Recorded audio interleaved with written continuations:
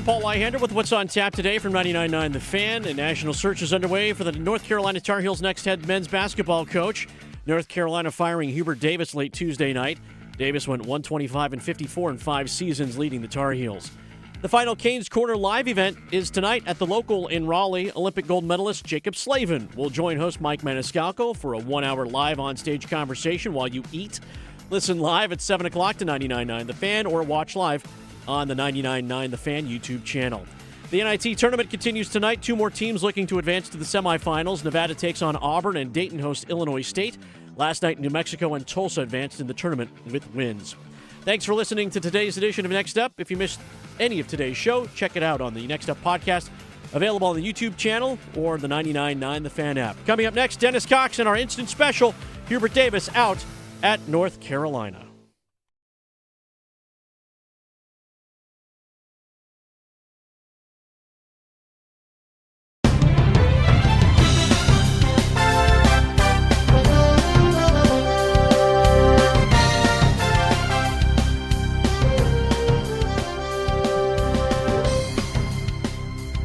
Well, it happened.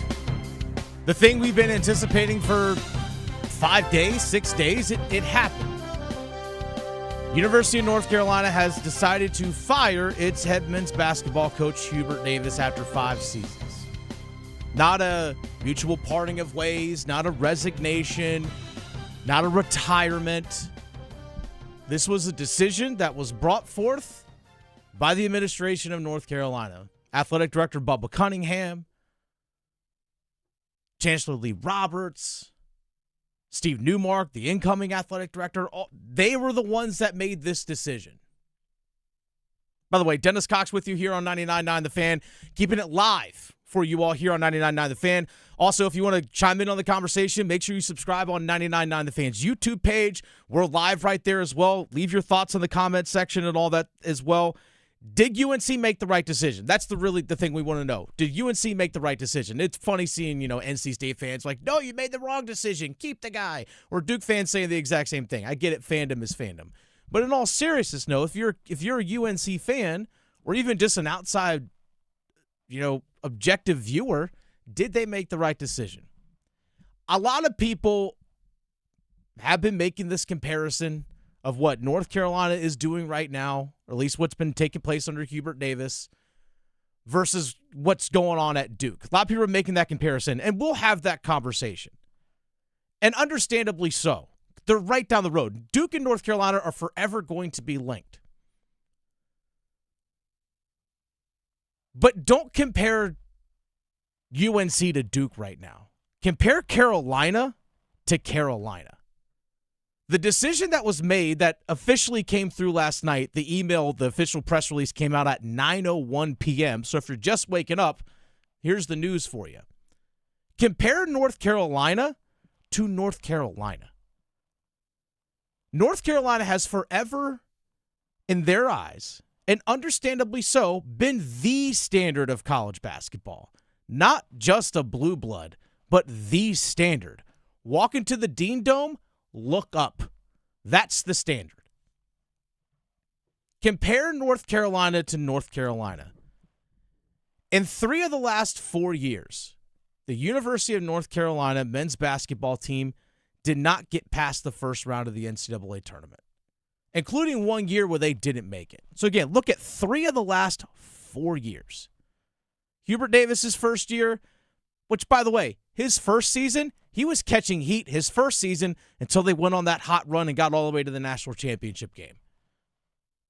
And people were still kind of like, was this just a hot stretch or did he figure it out? Because then you go into year 2, preseason number 1. You bring back 4 of your 5 starters from the team that just went to a national championship game. Preseason number 1. And you don't even make the NCAA tournament. First time that's ever happened. All right, hey, you know what? Year 2, still figuring things out. The next year comes back year 3. They're a 1 seed.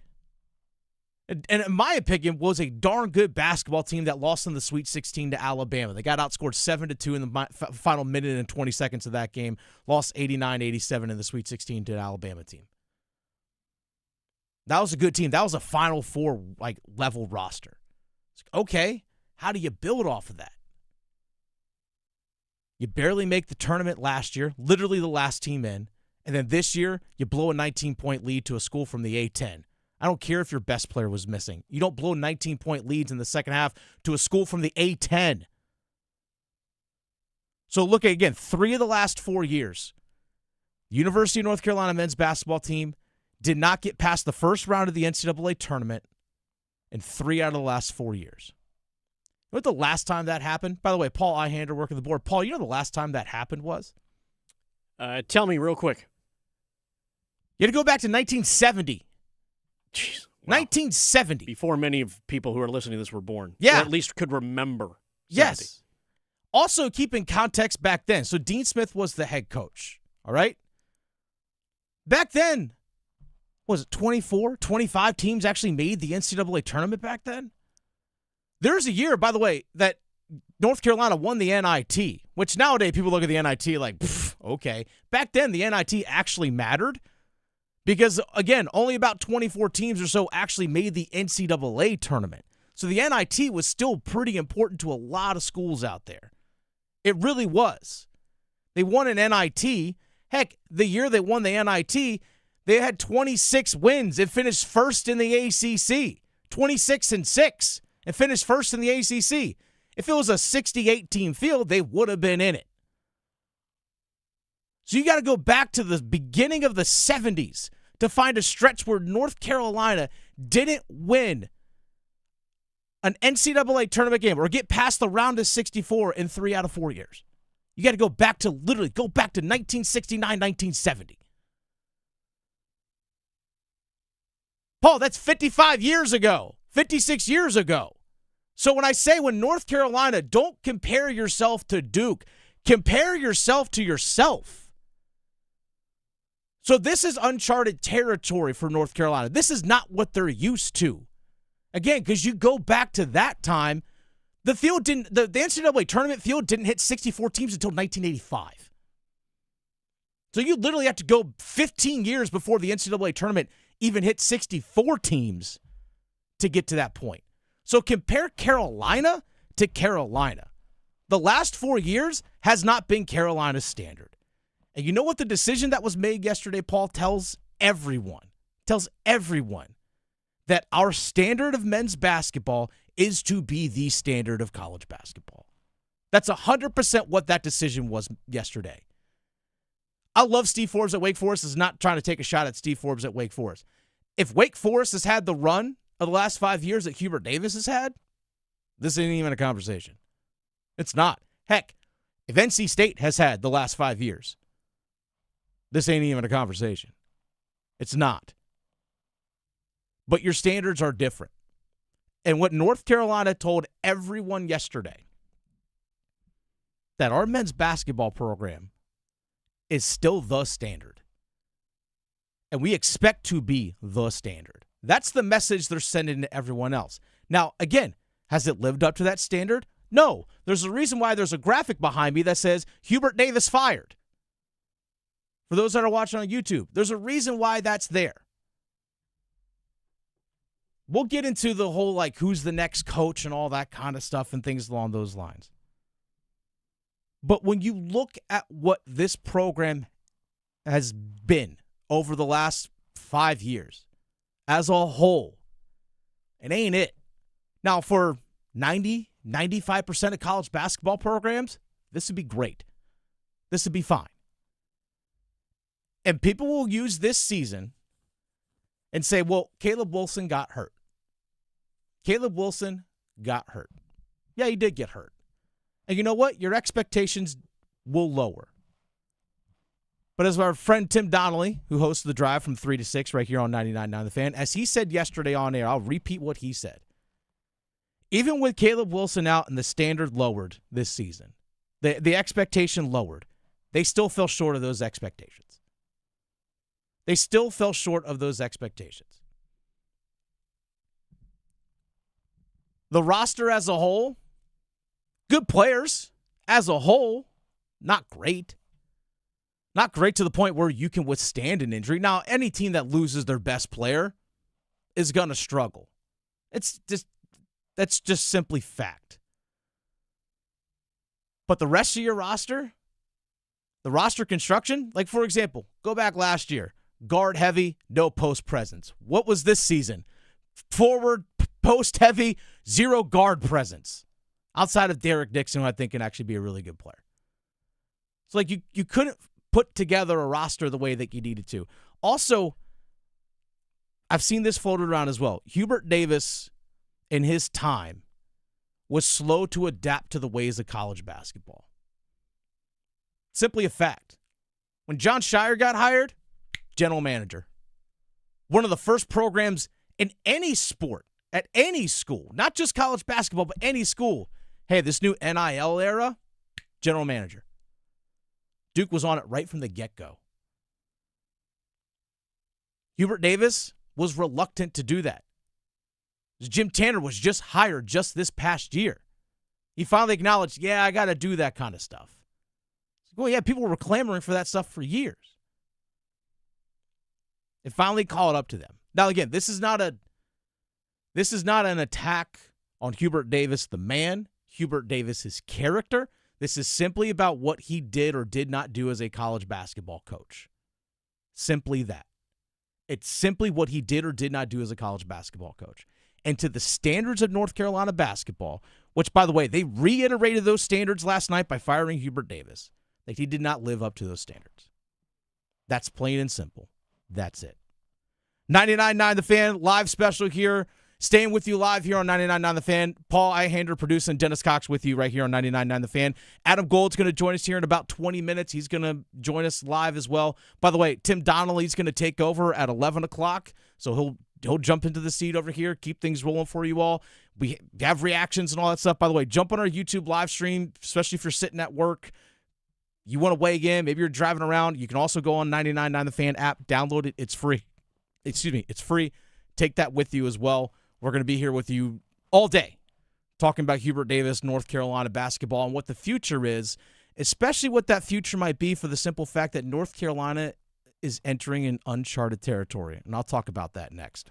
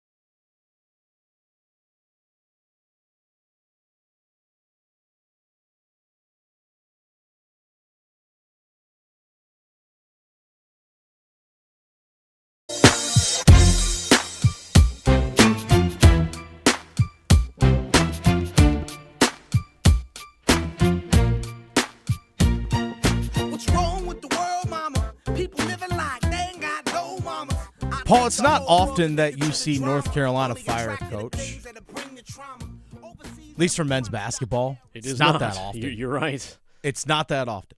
Last time it happened was over 20 years ago when Matt Doherty got fired after 3 seasons. Right, firing. Again, firing. Dean Smith retired. Bill Guthridge retired. Roy Williams retired. You have to go back. By the way, 99.9 The Fan, just a special here, staying live with you all, talking about Hubert Davis, North Carolina basketball. It was, again, the word, if you missed it last night, was about 13 hours ago, the word officially dropped from the University of North Carolina that Hubert Davis was relieved of his duties as head men's basketball coach. He was fired. By the way, dropped at 9:01 p.m. last night. So Dennis Cox here with you. I'm going to stay with you live until 11 o'clock. Adam Gold's going to join us here in about 14 minutes. Paul Einhander is going to produce and run the boards here for you all. I'm going to be filling in for Adam Gold from noon to 3 today. Tim Donnelly is going to jump in the chair here at 11 o'clock, take you to noon.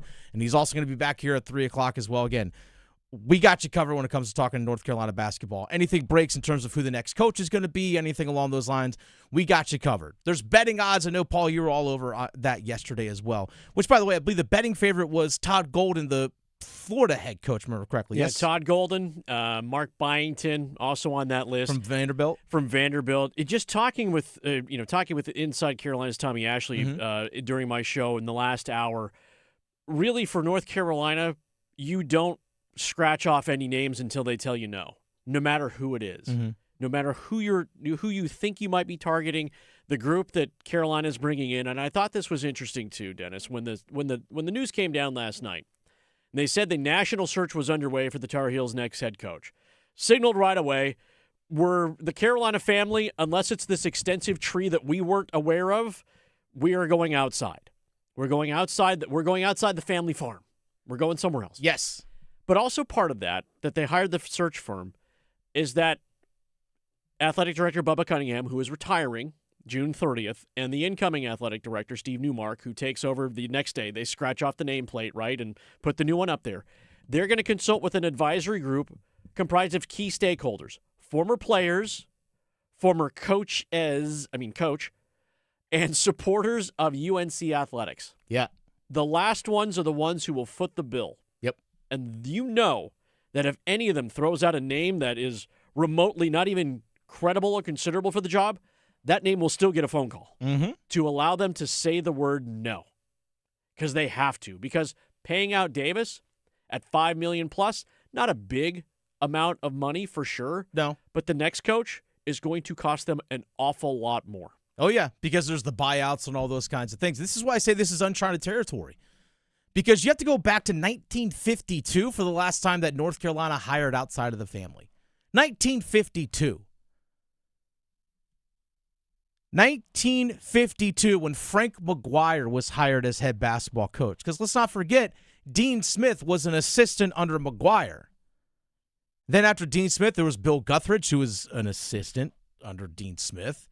Obviously, Matt Doherty, who played under Dean Smith, was there for 3 years. Then in comes Roy Williams, who was an assistant under Dean Smith. And then you have Hubert Davis, who was an assistant, played under Dean Smith, and then was an assistant under Roy Williams. So again, you got to go back to the 50s. My dad wasn't even born. 1952. The last time that North Carolina had to go outside of its own family to hire a coach. That's why I say it's uncharted territory. As I said in the previous segment, if you missed it earlier, if you look at 3 of the last 4 years for North Carolina, they did not get past the round of 64 of the NCAA tournament, and 3 out of the last 4 years. The last time that happened was the 1970s, and I'm talking literally go back to 1970, when the NCAA tournament wasn't even 30 teams. At that time. That's what you're dealing with. So North Carolina is going to have to bring someone outside of the family, outside of their bloodline, to use a wrestling term out there. Got to go outside the bloodline. Who's the Sami Zayn in all this? Who's outside the bloodline that you're going to bring in that is going to lead Carolina basketball to the standard that's up in the rafters? Because as I said earlier, about 10 minutes ago, that the firing of Hubert Davis signaled to everyone, including the folks in the North Carolina athletic department, that the standard of college basketball needs to be Carolina blue. That needs to be the standard. Not getting past the first round of the tournament in 3 of the last 4 years, which is something that hasn't happened in over 50 years. That's not good enough for us. That might be good enough to another program somewhere else, but not here. Doesn't matter. And Paul, I think you bring up a good point about this next coaching search. For the fact of who's making the decision. Because remember, Roy Williams said Hubert. Roy handpicked Hubert. Absolutely was. That was not a. That was there was one candidate and one candidate alone in the last search that North Carolina did. And you know, and I was like, I'm not even a Carolina fan, but I was like, I get it. That's fine. He was on the staff for 9 seasons. He understands the legacy of North Carolina basketball. He's been successful. It made perfect sense. Made perfect sense. He was an assistant on those national championship teams with Roy. He was there. So it made perfect sense, that continuity. And then obviously after the first season, you thought, you went to the national championship game. You lost. And I think some people will be forgiven of the fact that, well, yeah, you blew the largest halftime lead, but I don't know, you beat Duke the game before in the Final Four. You retire Coach K and all that stuff. Boom. You're fine. That's okay. But guess what? Now you're entering into an area where someone from outside of the Carolina family has to come in and now take the Carolina family, lead the Carolina family back up to the standards that is, again, I will say, that is in the rafters. Anytime, even as someone who works in media, I walk into the Dean Dome, you just look up, it can be intimidating. It can be intimidating. There are a lot of really good college basketball coaches out there. A lot of really good ones. And obviously a lot that are going to be called by the University of North Carolina and their coaching firm or their search firm, whatever it is. A lot of people are going to get some calls. The weight of expectation.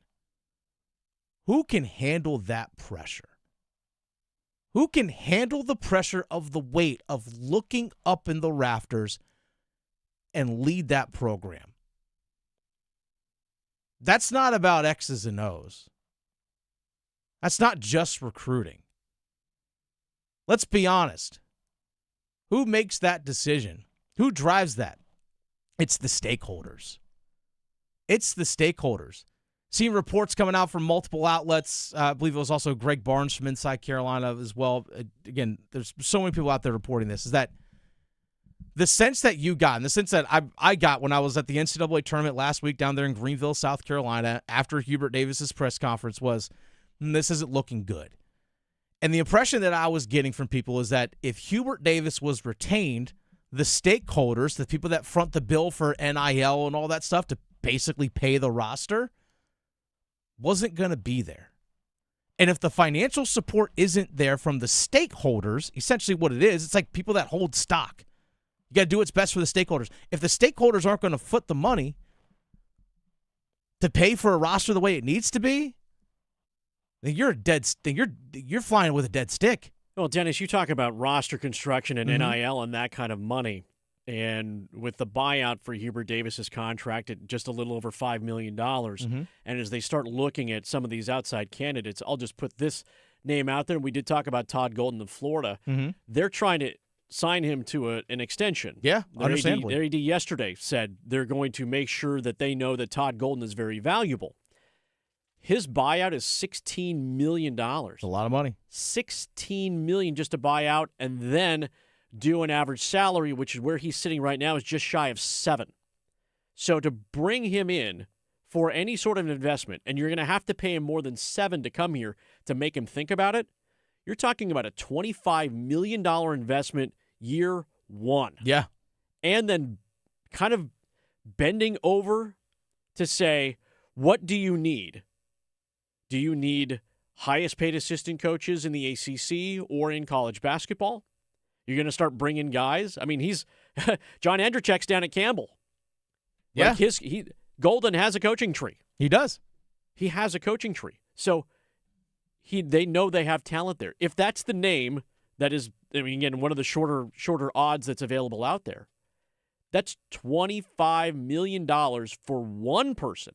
Mm-hmm. That doesn't even include the full roster overhaul that you're going to need in the offseason, where you're going to have to attach another $18, $20 million to as well. Which, by the way, was $14 million this past year, which was one of the highest in college basketball. So if they assume that that number stays the same, the quick math for everybody out there, it's a lot of numbers, I get it, $39 million to hire a brand new head coach and bring in a new team. That's not even including assistants. That's not figuring out if the current general manager at Carolina is going to be the next general manager at Carolina.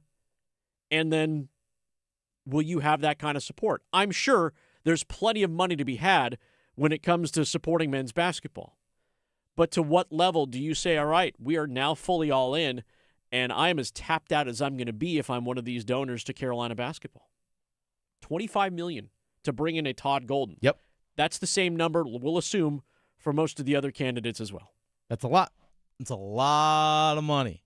A lot of money. We'll dive into potential coaching candidates and all that kind of stuff right there, but real quick, before we get to Adam Gold here coming up on the other side of the break, as you mentioned, a coaching tree. The lack of development of coaches at the University of North Carolina that can go out and be at different places and be a coach somewhere else and develop is the reason why you're in this spot. You can't tap into a coaching tree because you don't have one. That's another conversation that we'll have coming up. Adam Gold, host of the Adam Gold Show, is going to join us on his day off. Not even supposed to be here today, and he's going to join in and weigh us on Hubert Davis next.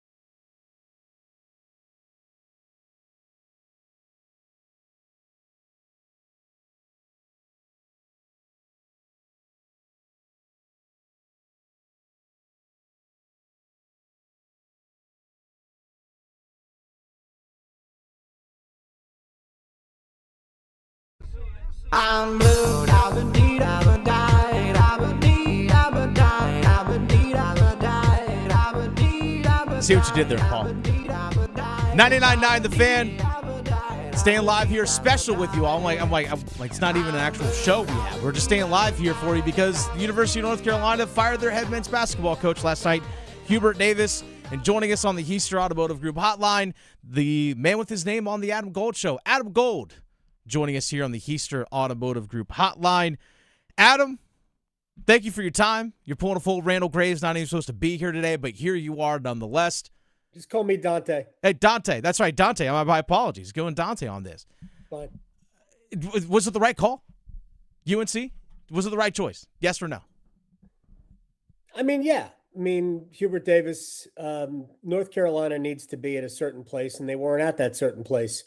In the year they went to the Final Four in the national championship game, I mean, it wasn't a fluke. They were a good team, but they weren't that good. They got hot at the right time. They won maybe the two best wins, individual wins in the history of the North Carolina program when you consider ending Mike Krzyzewski's season in the Final Four and about a month earlier spoiling the ultimate senior night. But after that, the results were spotty. They were inconsistent.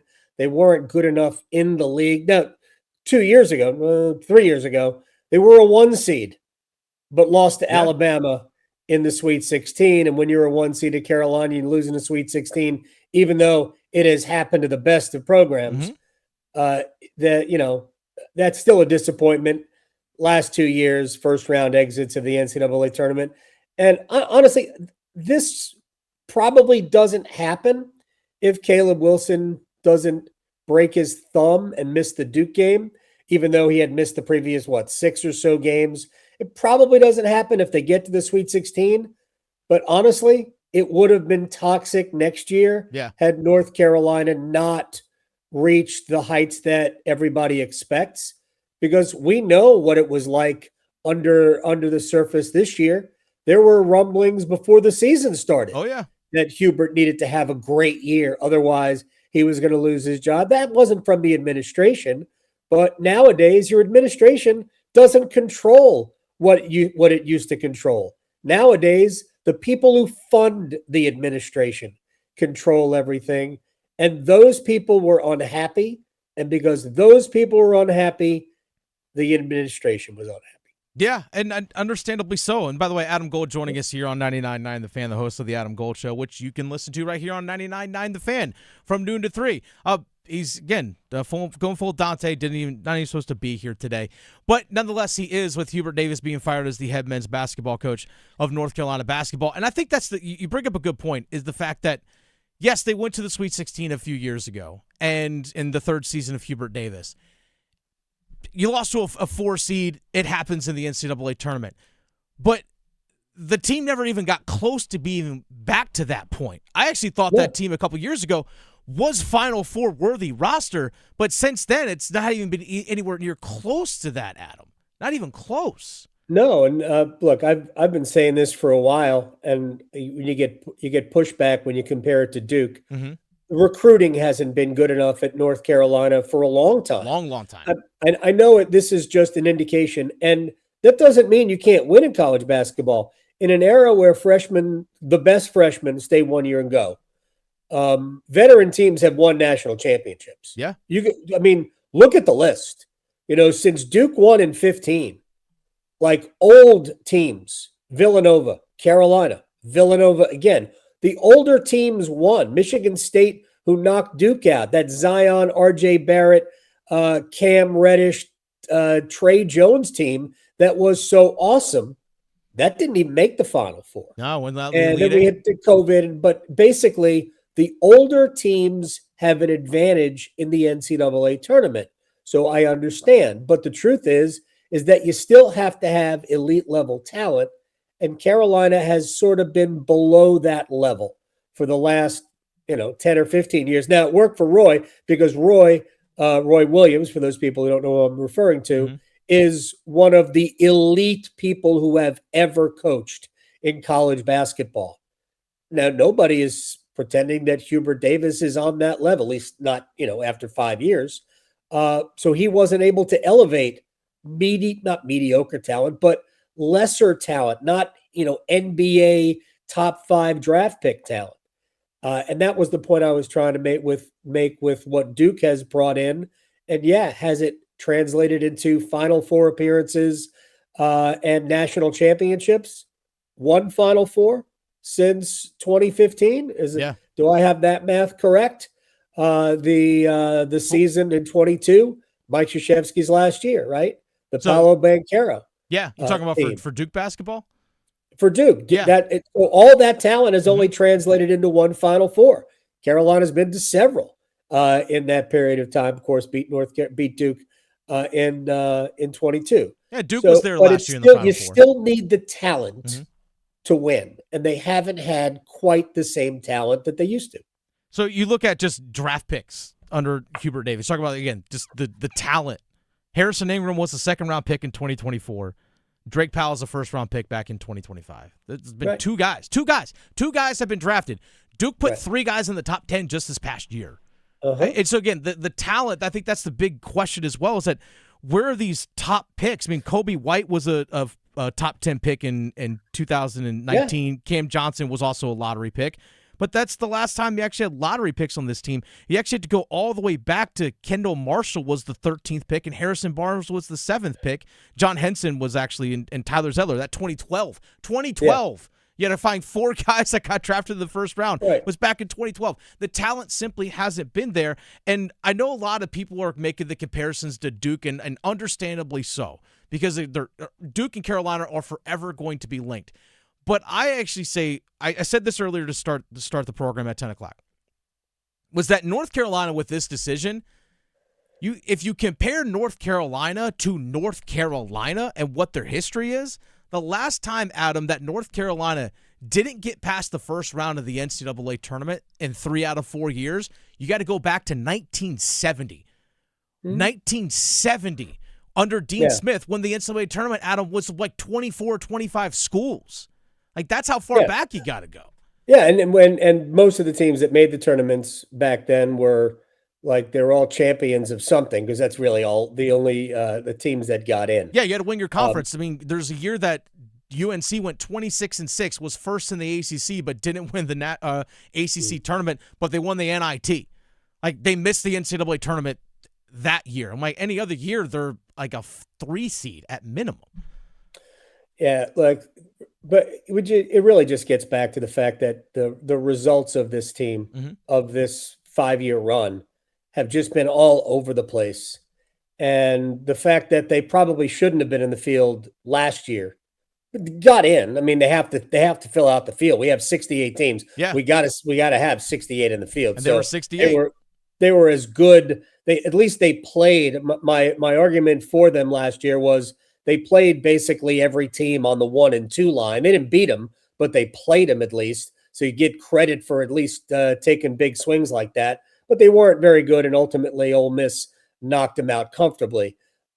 This year's team, again, I think it's a Sweet 16 team if Caleb Wilson doesn't get hurt. But ultimately, what it exposed when Wilson did get hurt was just how, uninspiring. I mean, there were some good players there. I love the future of Derek Dixon. Who knows where it's going to be? I hope it's here, because I loved watching him. He was a big moment player. Henry Vessar, I still think, is a first-round pick, because a 7-footer that can shoot the ball like he can should get drafted in the first round. But who knows? Maybe he comes back. Jaron Stevenson, maybe he comes back. But honestly, the rest of the roster, and I would say really other than Vessar, the rest of this year's roster were, off the bench types for top teams. And if you're off the bench types, if you're starting 3 of those, your team probably isn't that good. And I think that's what we found out this year, was that the rest of the team couldn't compensate for Caleb Wilson being out. Now, with that said, if you don't mess up a 19-point lead against VCU, I mean, who knows if we're having the conversation, but my sense is we were probably having the conversation anyway, based on how the money felt going into this tournament and how the money really felt going into the season. They were really on guard for this. And now, who do you go get? There's some big names out there. Brad Stevens has already withdrawn his name from Understandably consideration because we knew. I mean, he's not leaving the presidency of the NBA of the Boston Celtics. No. And if he wants to coach again, there are any number of NBA jobs that he could get. Billy Donovan, maybe, but I was listening to Steve Newmark talk about how we want to get a coach that's going to be here for a long time. Billy Donovan's 60. Yeah. I don't think Billy Donovan's going to be anywhere for a long time. He might not be with the Chicago Bulls very much longer, but I don't think he's going to be anywhere for a long time. And that, the three biggest names coaching right now, or at least the two biggest names coaching right now are Dusty May and Tommy Lloyd. They're both in a decent enough age range, 50 or just short of it. TJ Otzelberger, I think, is 48 at Iowa State. He's not sexy hire, but I think he's an outstanding basketball coach. I don't know. I mean, I'd be interested in Fred Hoiberg to be honest. Hoiberg was an elite level player. He's a very good NBA coach. Didn't work out with the Chicago Bulls, but he didn't really give it a long time either. But this guy is a brilliant offensive mind. I mean, and he's only 53. So that's the age. I think Earl's a big fan of Fred Hoiberg. So, again, shout-outs to Earl, by the way, for everyone that's watching here live on YouTube. 99.9 The Fan, Dennis Cox with you, being joined by Adam Gold. Again, just reacting to the news that we got last night of Hubert Davis being fired as the head men's basketball coach of North Carolina. And you bring up a good point about who the next coach is going to be, because this is uncharted territory in a sense for North Carolina. They haven't hired outside of the bloodline, outside of their family, since Fred McGuire was hired back in 1952. My apologies, Yeah. Frank McGuire, my apologies. Frank McGuire. Fred hired back McGuire in was a 1952. terrible hire. What's that? Fred McGuire was an awful hire. He probably could be. But Frank McGuire was in 1952 was the last time that they hired outside of their family, because Dean Smith was an assistant under McGuire. Then obviously we know the coaching lineage up until this very moment of last night.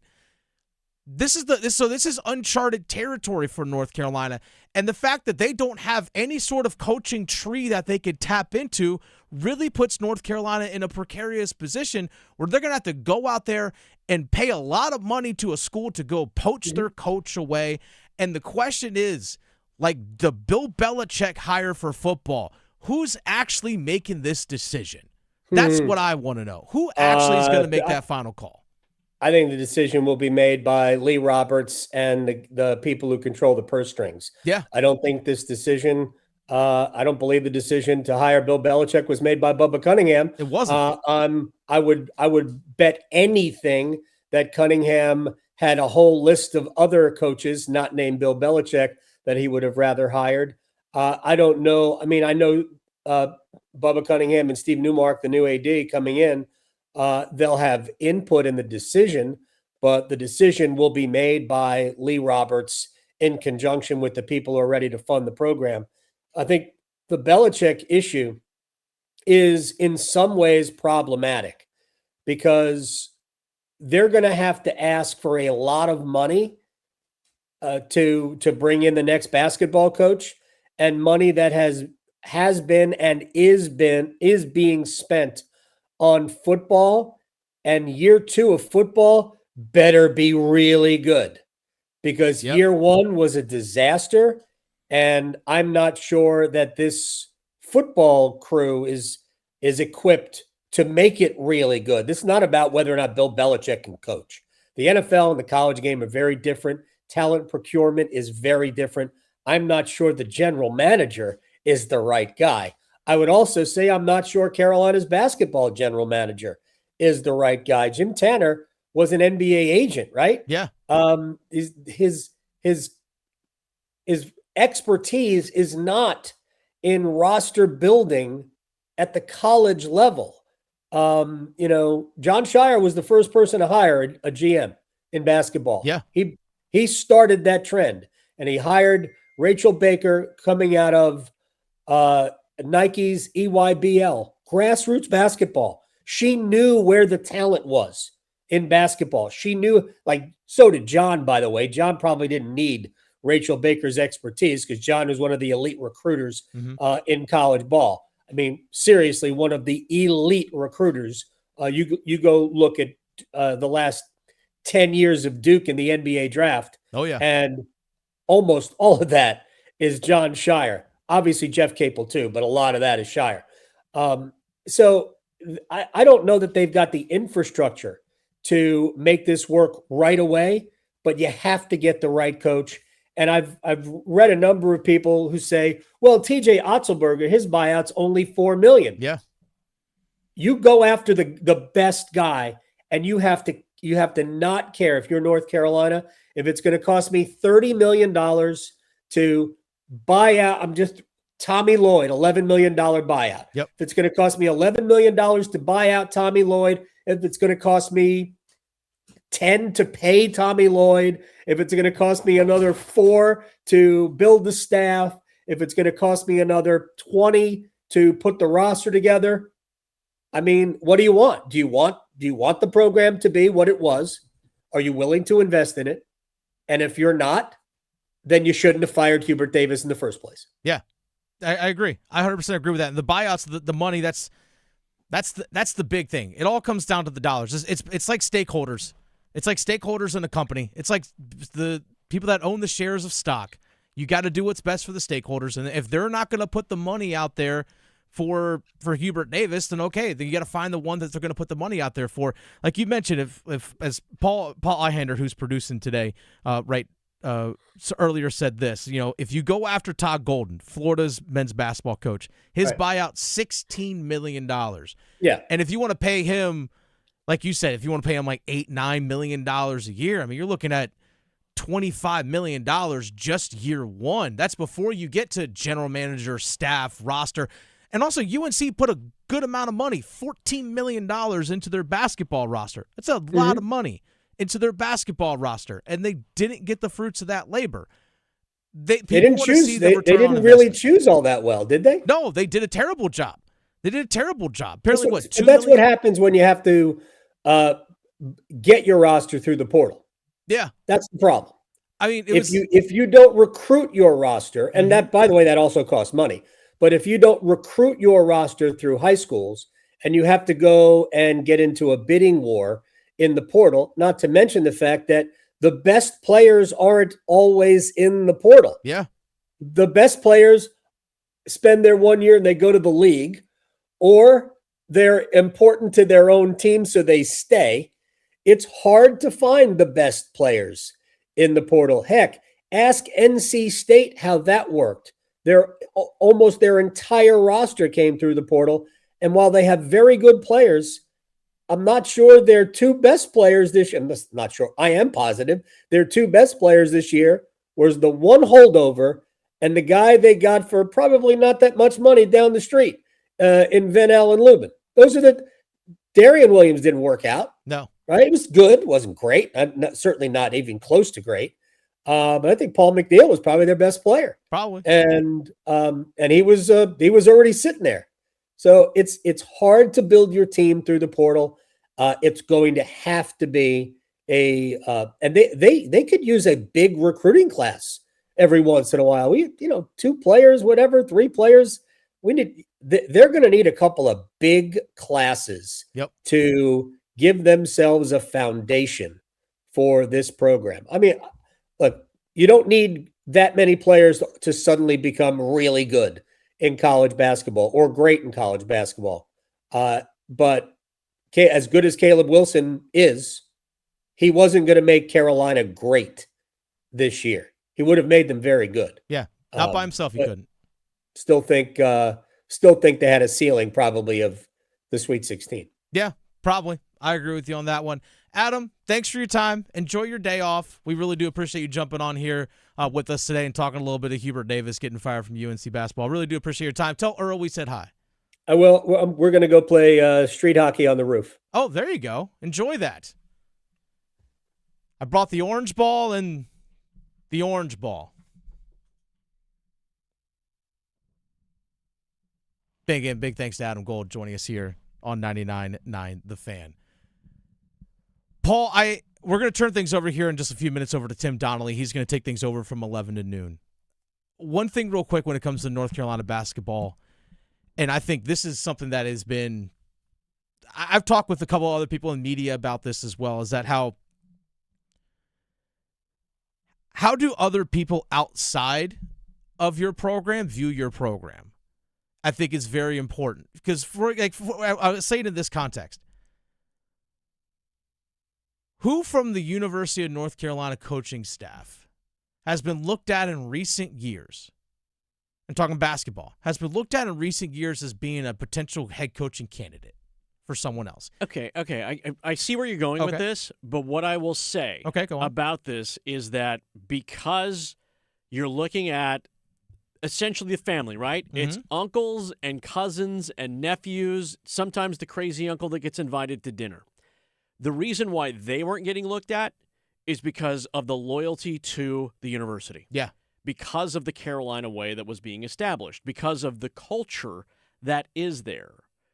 Now you realize you don't have that. Mm-hmm. You don't have that. And looking outside from other ACC fan bases, from a national fan base, I spent some time on the West Coast. North Carolina does not come up in conversation when it comes to schools that are powerhouses that are capable of winning national championships, at least within the circles that I run in sports this year among those who I know that follow college basketball. They know Duke is here, and they do know that Carolina is here as well. But they don't speak in Carolina terms when they talk about Duke. They don't speak in Carolina terms when they talk about Michigan. They don't speak in those terms when they talk about Arizona. They almost defer to the SEC based on things that happened in the past at places like Auburn, and certainly when it comes to Florida. There's still familiarity when it comes to North Carolina. But when it comes to his coaches and being poached and those kinds of things, I don't think it was ever going to be an option for schools to go, hey, Hubert, we're really interested in your guy, because of the loyalty factor to the school and to Hubert Davis himself, which speaks volumes to the man. Oh, yeah. For sure. But again, that's just my opinion. I think so. I agree with you in that regard. I think the thing as well is the fact that the thing I was getting to is the lack of development in the North Carolina basketball program as a whole. That's been a knock on Hubert Davis for a while. It's just players don't develop at North Carolina. They come in great, and that's basically who they are. To me, I love watching Seth Trimble play. Seth Trimble is the same player he was as a senior as he was as a sophomore. He was the same as a senior as he was as a sophomore. I put that on coaching, not on him. Guy works his butt off. I love the young man, tremendous to talk to in the locker room. But the point being is this. How do people actually view your program, especially the ones that you're trying to get to come to your program to play? And right now, North Carolina basketball, now in this moment, at least over the last couple of years, hasn't been held in the same reverence as some of those programs like you mentioned. Duke has more starters from the Duke has more starters from the state of North Carolina than the University of North Carolina in men's basketball. Think about that. All right, I'm going to turn things over to Tim Donnelly. We're going to keep this thing rolling here for you live on 99.9 The Fan. Stay locked in, folks. More conversation about Hubert Davis fired as the head men's basketball coach at the University of North Carolina. Just who do you think you are?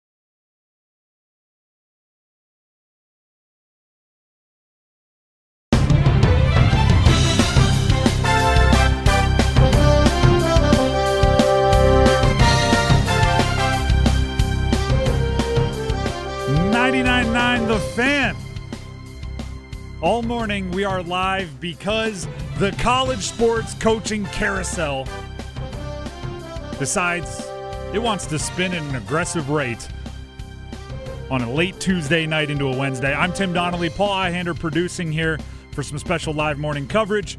The hard and fast news, Hubert Davis fired from UNC last night. The release being put out at 9:01 p.m. seems a little icky. And the news of today is the rumblings are getting louder and louder that NC State's head coach Will Wade and LSU may be on a crash course for a reunion. And there's so many different ways to look at this. There's so many different pieces of information. Maybe the number one thing for me is it's the gift and curse of hiring within the family. Hubert Davis, it's so difficult to move on. It's so messy, right? They fired him at 9 o'clock on a Tuesday, and it feels gross because nobody had to look into a camera at a press conference and say, a legend, a great player, somebody that has absolutely laid everything on the line for Carolina is being asked to step down and being fired. And then for State, they didn't hire in the family, right? Will Wade was a guy that showed up on my afternoon show, The Drive, when he was first making his media rounds. I asked him, it was actually a fan question, but I asked him who his Mount Rushmore of NC State was, and my vibe was, oh, this guy's working hard to come up with 4 names. He did not have the history. He's a Clemson guy. He's coached around the league, coached around the country, so now perhaps he can leave a little too easily, right? So Hubert Davis had to be dragged out, leaving a statement saying, I didn't want to go. They're making me. Will Wade, after 1 year, he's quoted saying, this is the worst team we'll have here at NC State. Might be technically true.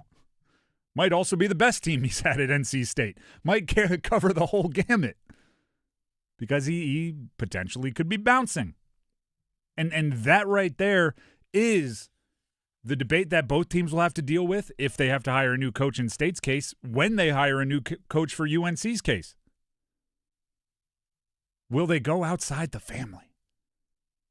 For the first time in my lifetime, for the first time in my family's lifetime, in my parents' lifetime, will Carolina look outside the family for their next head coach? And is that the right thing? I know everyone's saying you have to because there's not a lot of great in-the-family options, but I don't know, if the NBA comes calling to a guy that wasn't born and raised Carolina blue, do you finally pick the winner? And they're gone. That's another part. That's and this is, I'm going to try to spin it optimistic as I can. This is also a day we should be extremely grateful for Mike Krzyzewski, Roy Williams, Dean Smith, Tony Bennett, Gary Williams, yes, I count him as an ACC guy. Jim Boeheim, sure, I'll count him as an ACC guy as well. It is wildly difficult to find a coach that will both win and stay. Right? Because as soon as you win, everything becomes more flashy. NBA, other programs come calling. And if you don't win, obviously that you move on from him. To have somebody that will win and stay for a decade plus and win a national championship and stick around after that. And even if they flirt with the Lakers, stay. And even if they flirt with whoever, the Celtics, stay. It doesn't happen often, and the ACC was spoiled for half a century.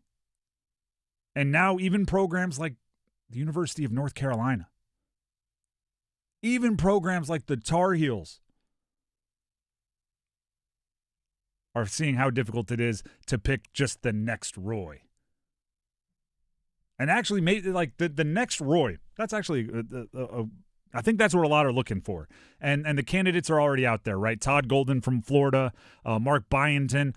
Everyone's bringing up Billy Donovan if he wants to come back to the college world. I think it's important to remember that Roy Williams and Dean Smith, and if those are the North Stars for Carolina, they are good North Stars, right? If that's what they're chasing, yeah, go ahead and emulate that one. Fantastic idea, right? If only it were that simple. But remember, they weren't here for 5 years.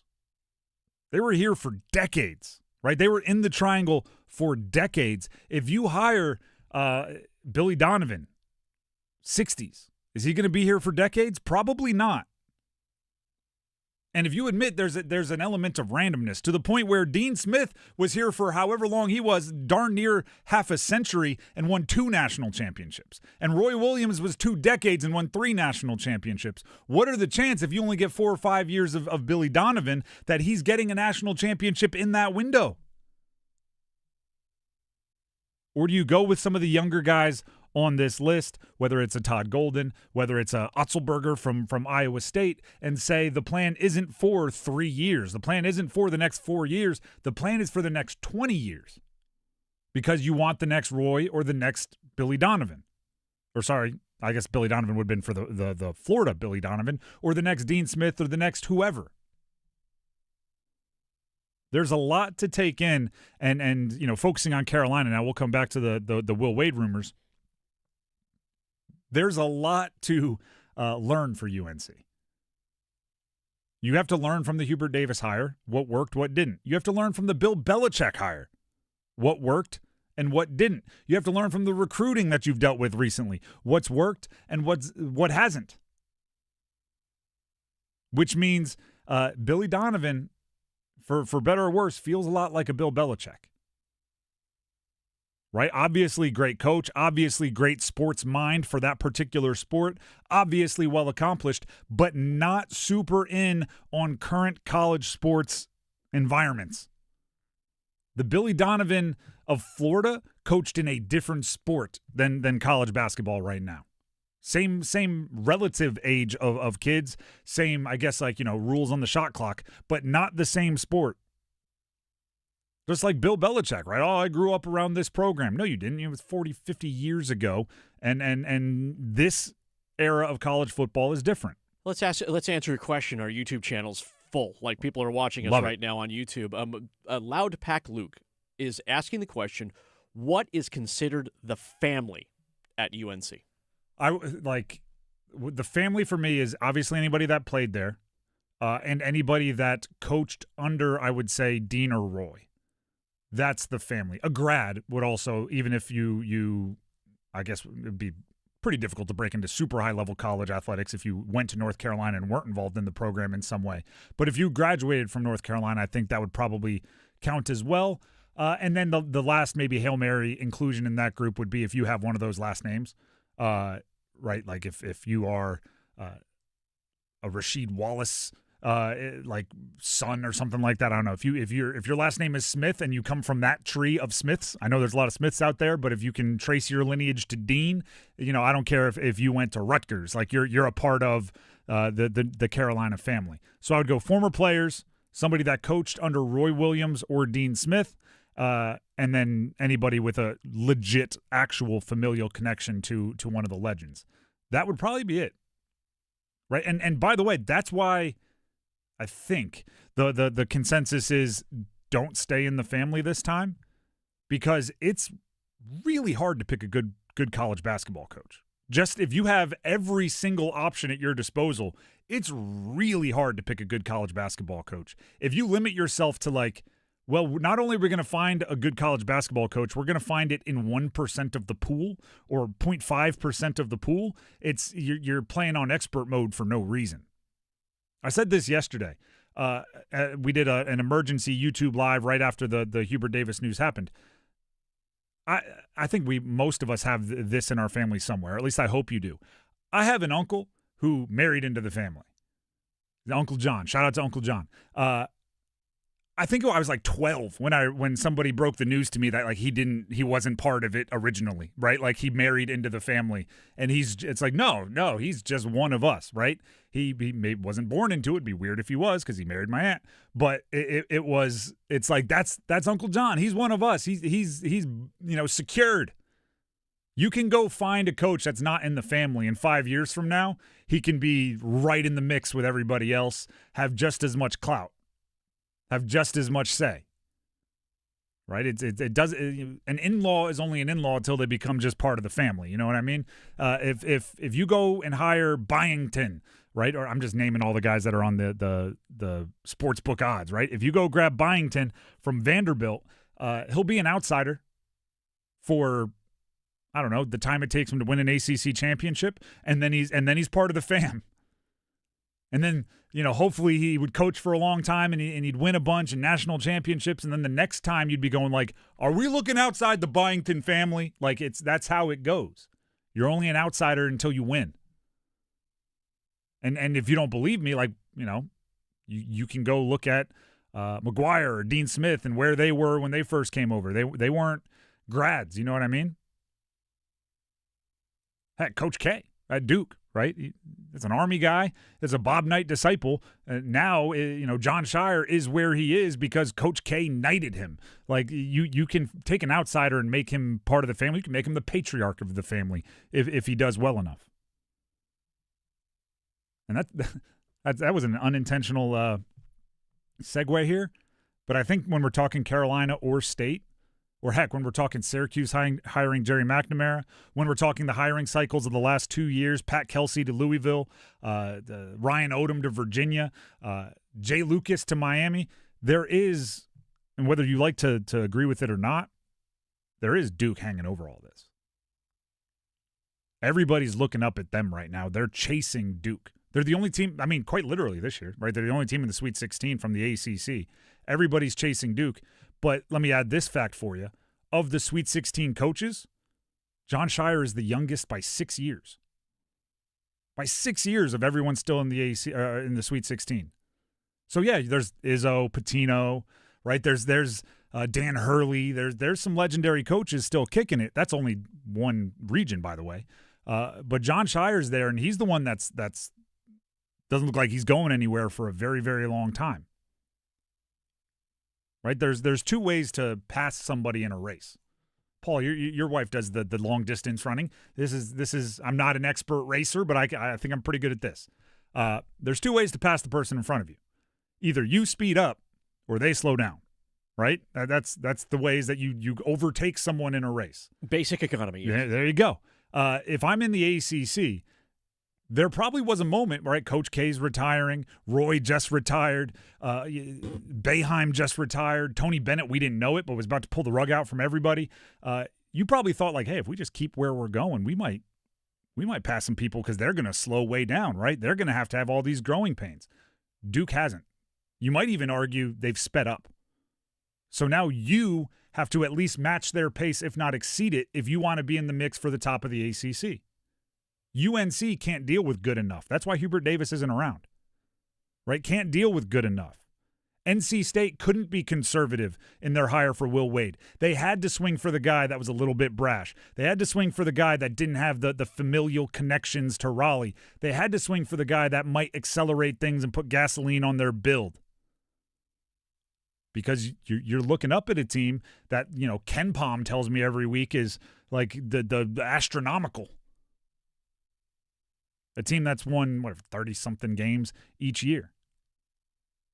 I saw a stat in defending Hubert Davis. It said, he's the first ACC coach to win 20 or more games in his first 5 seasons.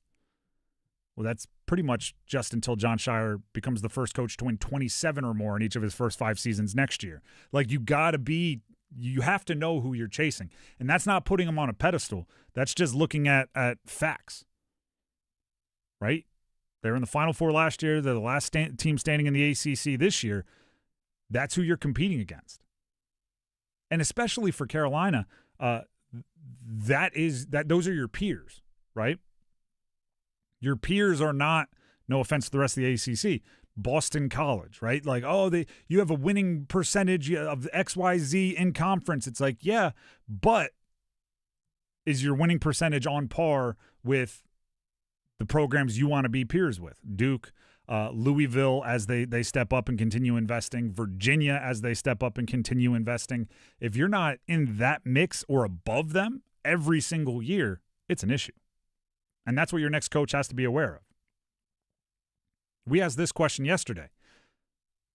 What is the standard for UNC? We now are fully aware that what Hubert Davis did over the last 5 years was not up to their standard.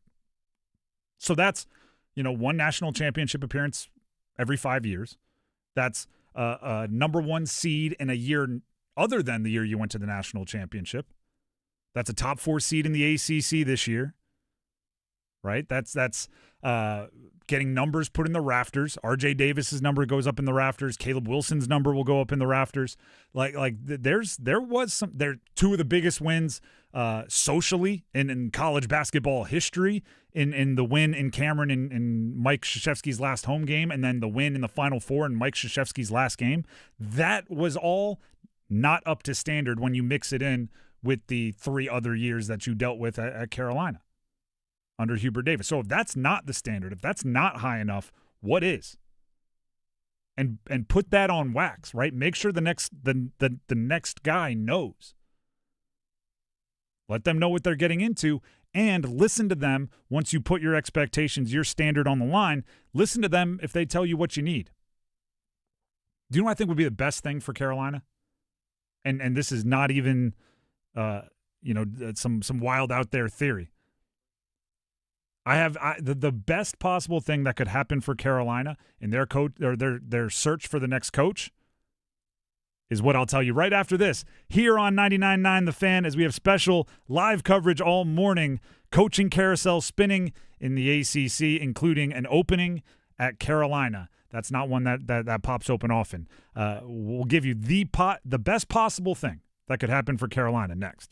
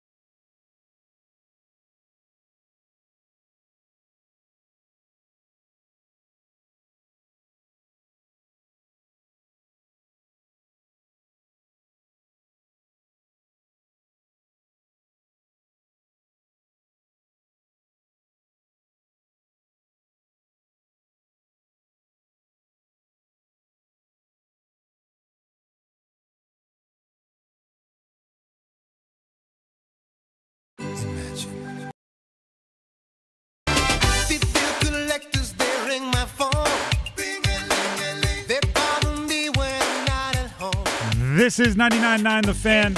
I'm Tim Donnelly.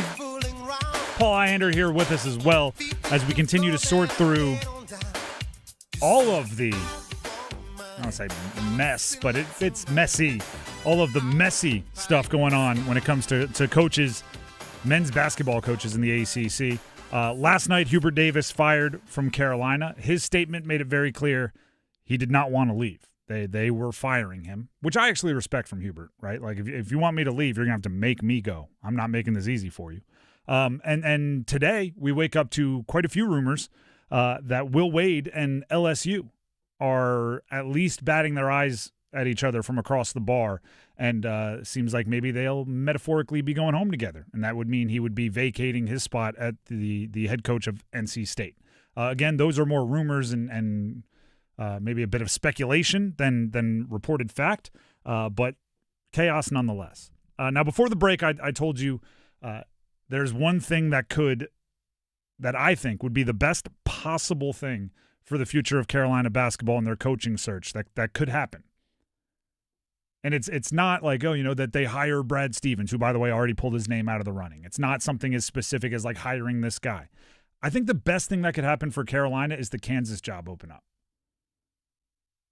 Bill Self was non-committal in his season-ending interviews about whether he will continue coaching, not because any lack of success, not because he's not recruiting well, but he's dealt with some health stuff, missed games, right, some scares, and could step away for that reason, in which case the Kansas job would open up. And the reason why I think that'd be great for Carolina is because then they'd have to compete for the top names on the market. Carolina should have the resources to match up with anybody. I don't believe they've been, don't get me wrong, they've spent a lot of money, right? This is like the sports, when a quarterback is making only $25 million and they seem like a discount, and we say only, it's all got to be in context, right? They're spending $10 million plus on a roster. They're not spending, based on what I've heard and what I've read, $20 million plus on a roster. There are teams out there that are spending $20 million plus on a roster. So if there's the apple of everyone's eye, if there's a number one coach out there and Kansas isn't open, well, Carolina's the big fish, right? They go, we want you, and who cares what your demands are? We're Carolina, and you're going to come here. If Kansas is open, and that coach can say, well, Kansas was calling me too, so I need another $5 million in NIL. I need a bigger revenue share percentage. I don't care what you're giving Bill Belichick. I need this, that, and the third, or else I'll just go coach in Kansas, right? They have a history too. They have national championships too. They have great players too. Right, you have Michael Jordan, cool. We got Wilt Chamberlain. Like, if you want to do that game, there'd be another big fish out there that would make you go above and beyond what you might want. Right, anyone that's ever like bought a house in a busy market has done this. Right, as soon as you hear there's another bidder, suddenly your budget goes to something that's maybe makes you a little uncomfortable because that's the house you want. Right now, with the openings out there, I don't believe there is another big fish that could force Carolina to dig deep into their resource bucket. Kansas would. And maybe you might even lose out on a coach. Maybe Kansas ponies up more. I don't know, right? Maybe they do. But if that happens, at least then, your final offer to them, you're aware that's what you can get to, your top end. Now during the break, Paul brought up a name, and you can shout out whatever article you found it in. So go ahead and set this up. Sports Illustrated. Oh, so perfect. Sports Illustrated put out a list of possible candidates, much like everybody else has, right, Tim? Mm-hmm. I mean, we've done it. They did it at WRAL. Brian Murphy put a list of like 15 guys. It was random dudes. I believe my neighbor was on the list. Mm-hmm. Like, everybody is wide open. A name that, as we talk about family, right, hiring outside the family, there are still a couple of names within the family that could be viable candidates. One of them goes by the name of Jawad Williams. For those of you who are familiar with Carolina basketball, he played for North Carolina at Chapel Hill as a Tarheel, won a national championship with the Tarheels, was a starter, averaged 13 points a game in his senior season, was one of 6 players from that championship team who either tried out for the NBA or made the NBA. And he was a member of the Cleveland Cavaliers for 3 seasons, played a lot of overseas basketball, and is now a current assistant for the Cleveland Cavaliers and is considered one of the hotter assistant coaches in the NBA to take a full-time head coaching job. Now, here's where the in the family, out of the family stuff I think becomes really interesting. Not only did Jawad Williams, who, by the way, is a name I hadn't heard in a long time, but was a very good player and was a contributor on like a national championship team with Rashad McCants and Sean May and we can go on, Raymond Felt and Marvin Williams, on and on. He's a really good player and has some bona fides in the Carolina family. And I don't know the work that he's done with the Kings or the Cavs. I know he played overseas. But the reason why it is interesting to go that route, if they choose to, is actually one of my favorite facts about Hubert Davis's run as the head coach at Carolina. You want to talk like old money. You want to talk established. You want to talk like, hey, my family can trace our roots back to like the Mayflower, right? Like that's like your old New England cash, you know what I mean? Like we have land near Plymouth Rock that by the way, this isn't true about me, but I'm just saying, like when you hear about like the Kennedys or the Rockefellers or something, they're like, my great grandfather was on the Mayflower and we've had land near Plymouth Rock that we have our summer house on. That's Carolina in the basketball world. Okay? Hubert Davis played for Dean Smith. Dean Smith played for Fog Allen. Fog Allen played for James A. Naismith, the guy that created the game. Like when Hubert Davis was their coach, they were 4 generations removed from the guy that created basketball, right? Carolina basketball's ancestors came over on the Mayflower. Like they are American basketball royalty. And when you scream, as many are right now, you have to go outside the family. You have to find the best coach. Pay whatever it takes to get Todd Golden or pay whatever it takes to get Billy Donovan. Just acknowledge what lineage you would be cutting off, right? Like that is not something any other team that I know of has, right? Jawad Williams played for Roy, right? And Roy has the connection to Dean. He also played for Matt Doherty for his freshman year, who played for Dean. So there would be 5 generations to James A. Naismith of Carolina basketball if that happens. Now, is that a reason to hire somebody to have that fun fact? No, but it's got to be worth something. It's got to be worth something. I mean, does that almost like not compute to anybody else? James A. Naismith to me was like 1,000 years ago. It shouldn't be that quick of a connection.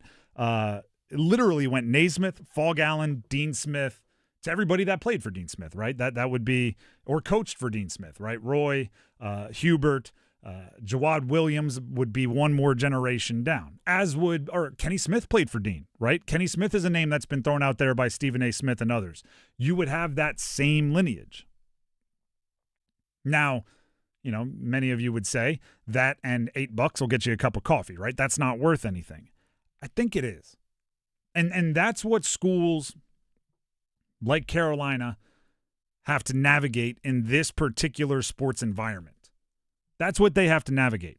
They have to navigate understanding that the sport has changed in a ton of ways, right? And you're maybe not looking for the coach that I think Hubert Davis wanted to be, right? Hubert Davis wanted to be, based on my observations, like a molder of men, right? He wanted to impart Carolina values on impressionable 18, 19-year-olds, and then have them as 20, 21, 22-year-olds turn around and pass on the ways of Carolina. He wanted to help them be better people and basketball players, and that's admirable. And that's probably because of the relationship he had with Dean Smith in his playing days. He wanted to be the Dean Smith for his guys, which is kind of what I'm getting at with the lineage thing.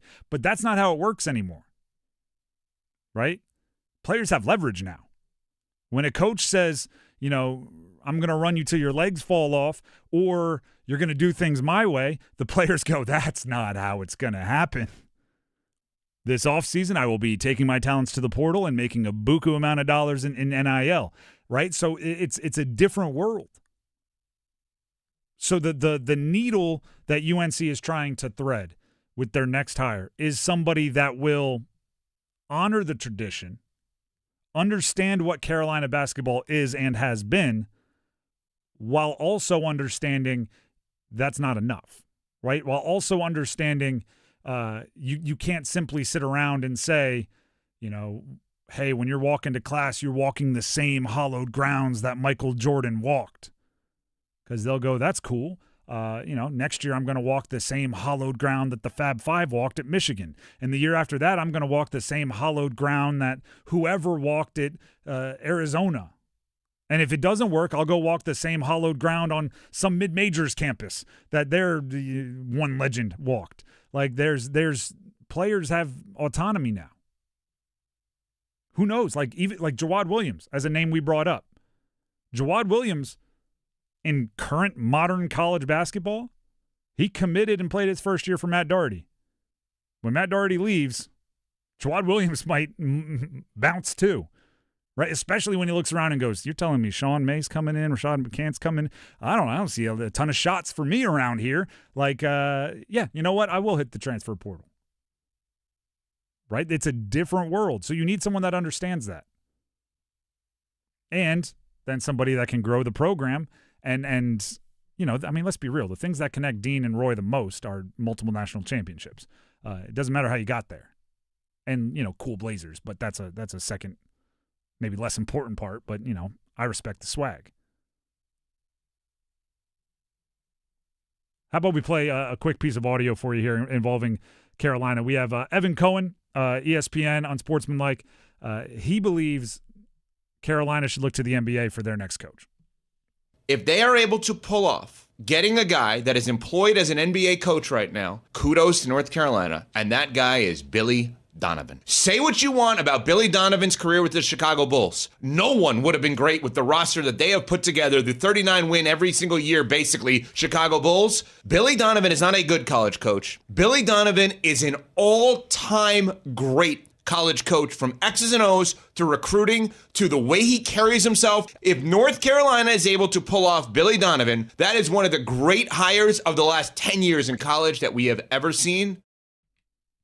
I don't want to knock Evan Cohen there because everybody's reacting in real time. Did anybody stop to think if you should before you asked if you could? Like, I think it's a feather in the cap of Carolina that Billy Donovan's the betting favorite to take the Carolina job on certain, Bet Online or certain websites. Because Billy Donovan is a bona fide legend, right? 2-time back-to-back, by the way, national champion at Florida. In an environment where it's completely unrealistic, right? If he does exactly what he did at Florida, and he has Joakim Noah and Al Horford and Corey Brewer and Torian Green, if you have that team, guess what? You ain't doing it again because none of those guys are coming back. Again, I hate to use the crosstown example. Duke was the number one whatever with last year with Cooper Flagg, a complete new starting lineup. They're trying to do it again this year, and they didn't even win the title. So it's the Billy Donovan. It is an honor that it appears plausible that Billy Donovan would take your job with his resume and what he's done in his basketball career. I don't think he's the right guy. And the reason being, he's 60 years old, right? I'm going to hit you with a coaching cliche when they're trying to recruit student athletes. Don't make a decision for the next 4 years. Make a decision for the next 40 years, right? Bring someone in that is not just going to try to like pump and dump the stock. If you bring in Billy Donovan, there's 0% chance he's setting culture for 2 years. You know what I mean? Because if he doesn't win in his first 2 years, now you're looking at 62, 63 years old with nothing to show for it. You want to bring in a guy that is building something sustainable, and the only way to guarantee someone is doing that is if they think they're going to be around for 10 years. This is not a knock on Billy Donovan, aside from the fact that, Father Time is undefeated. Billy Donovan wants to leave Florida after his back-to-back national championships instead of going to wherever the Thunder or wherever he went. If he wants to leave then and the Carolina job's open, sign me up right now. But that's not what happened, right? That's not what happened at all. Instead, what happened was he went to the NBA for 15 years and maybe actually longer, almost 20, right? Those national championships were 06, 07, almost 20 years. That's not the guy you're getting. And by the way, if you're just sitting there going, well, take the modern Billy Donovan, go get Todd Golden.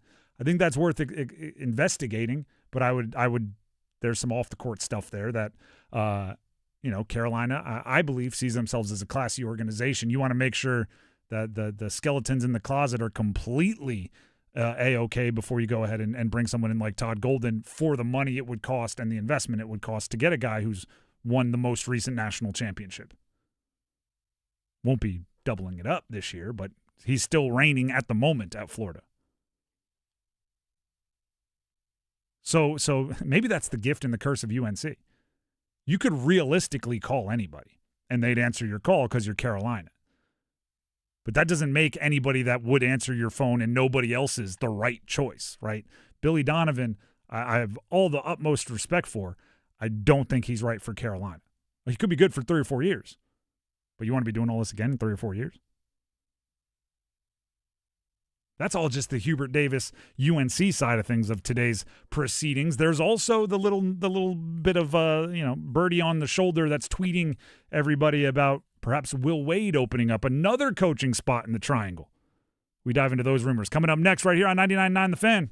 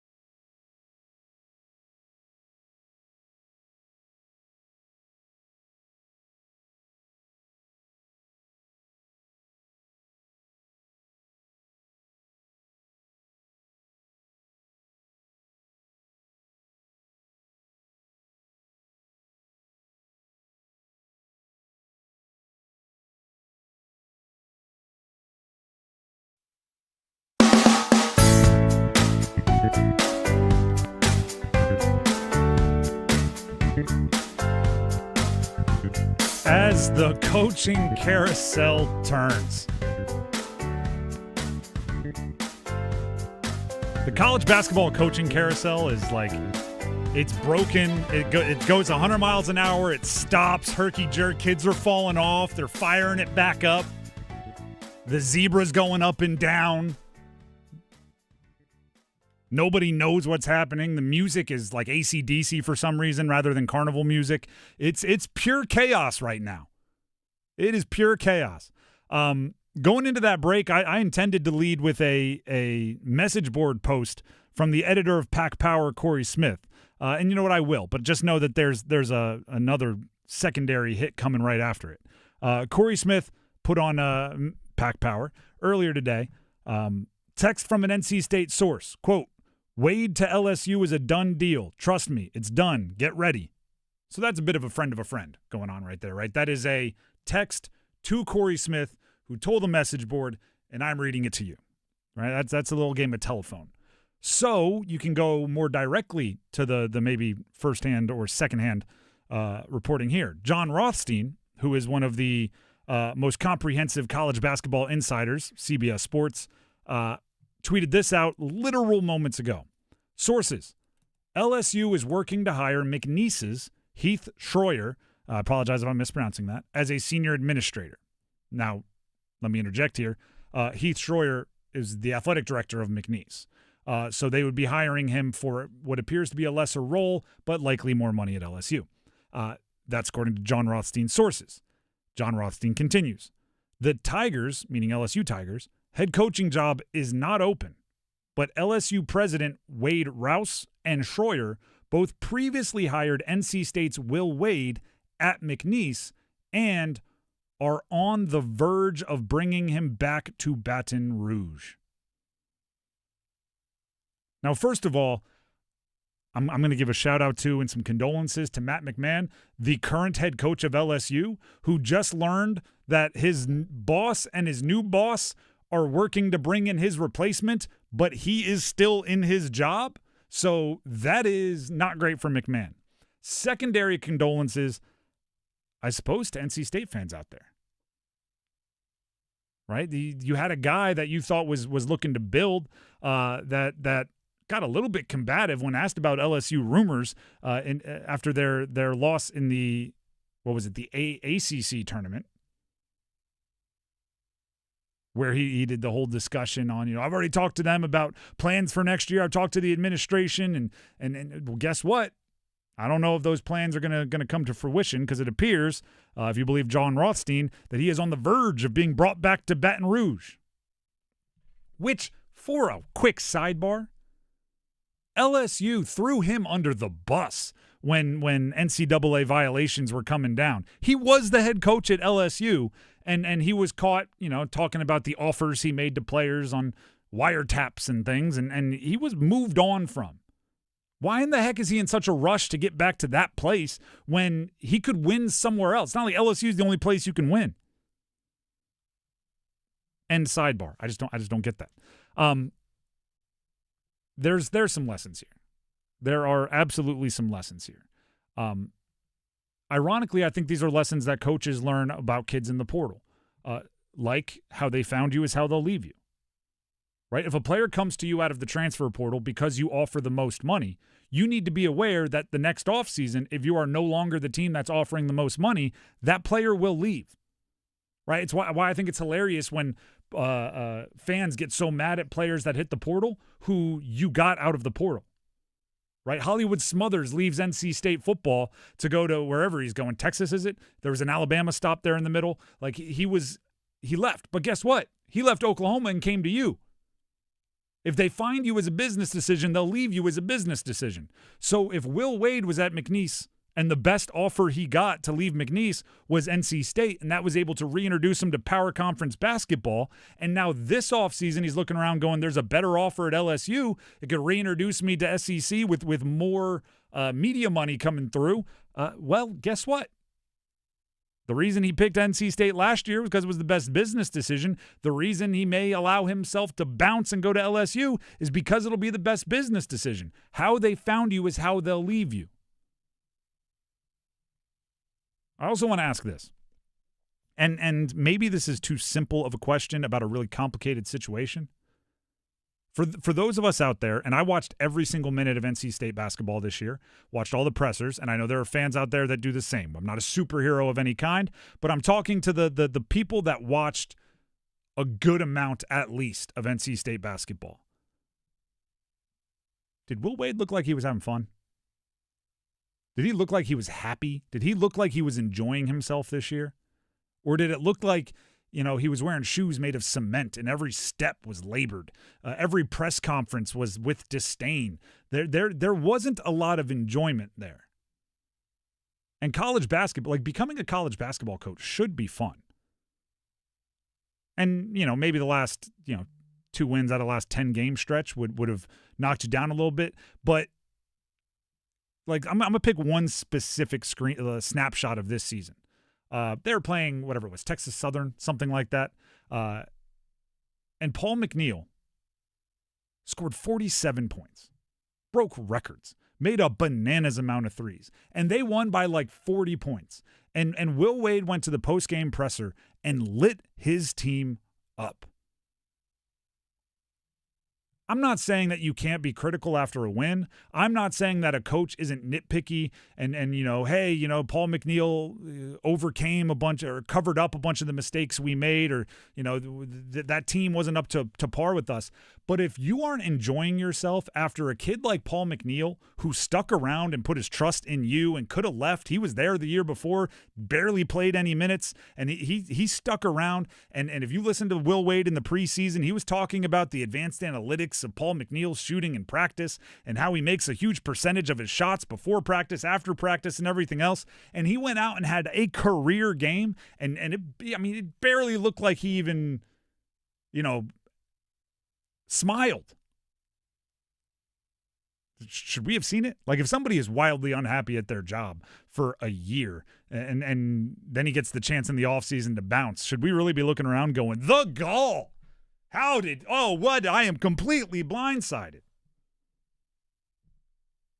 I mean, even I don't know, some of the word choices he uses, the way, and I've been in this situation, right? I've interviewed him on my afternoon show. I've been in press conferences with him. I've talked with him. You ask a question and you're like, halfway through his answer, you're like, was that a really dumb question?